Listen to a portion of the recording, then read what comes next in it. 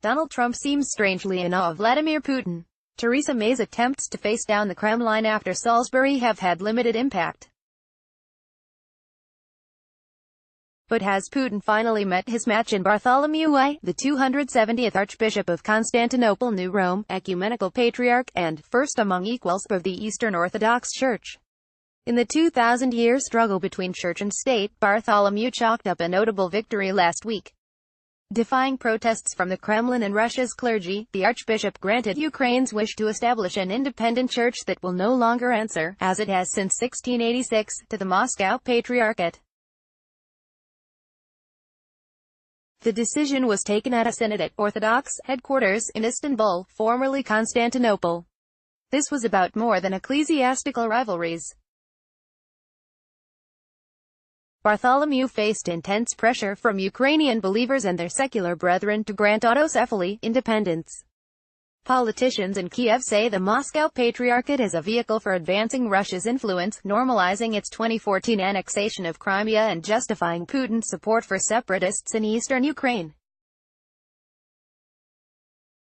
The decision of the ecumenical patriarch and synod finally dispelled the imperial illusions and chauvinistic fantasies of Moscow, Ukraine's pro-Western president, Petro Poroshenko, said. It is a question of our independence, national security, statehood, a question of world geopolitics. He is expected to trumpet the move in his re-election campaign next year. Bartholomew's act of defiance is a serious blow for Putin, who has used the Moscow branch's dominance, it oversees about half of the 300 million-strong Orthodox communion, to bolster his regime's claim to be the heir to the Tsarist imperium. A Kremlin spokesman said Putin was extremely concerned, and warned that Russia would defend the interests of Orthodox believers in Ukraine in case of illegal actions. Analysts were quick to point out that defending Russian speakers was used to justify the invasion of Crimea. While religion was broadly discouraged in the Soviet era, Putin has promoted the Moscow Patriarchate as the global capital of Orthodox Christians and the religious manifestation of Russia's return to global greatness. This idea of a Russian world with one church and culture, endorsed by Patriarch Kirill, head of the Russian Orthodox Church, is now in jeopardy. Kirill has threatened to break off relations with Bartholomew if the separation goes ahead.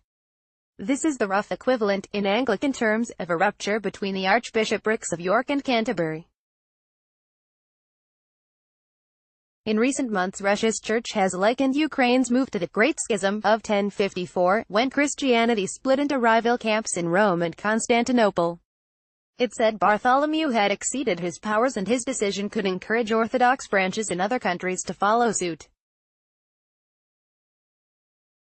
Bishop Hilarion Alfeyev of Moscow's Holy Synod said on state television, "We, the Russian Church, will not recognize this autocephaly, and we will have no choice but to sever ties with Constantinople. The Patriarch of Constantinople will no longer have any right to be styled as he is now, the leader of the 300 million Orthodox population of the planet.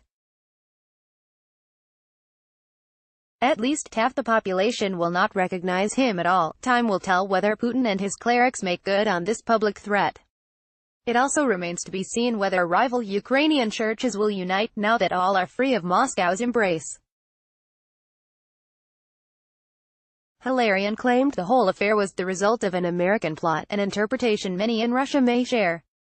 Sporadic fighting in eastern Ukraine between Russia-backed separatists and government forces is continuing, with lethal clashes reported in August. More than 10,300 people have died since 2014. The potential for further violence is real. The latest ceasefire, agreed in December, has been repeatedly violated. An August meeting between Putin and German Chancellor Angela Merkel failed to produce progress, and last week, days before the Istanbul Synod, huge explosions tore through an ammunition depot east of Kiev, forcing the evacuation of 12,000 people.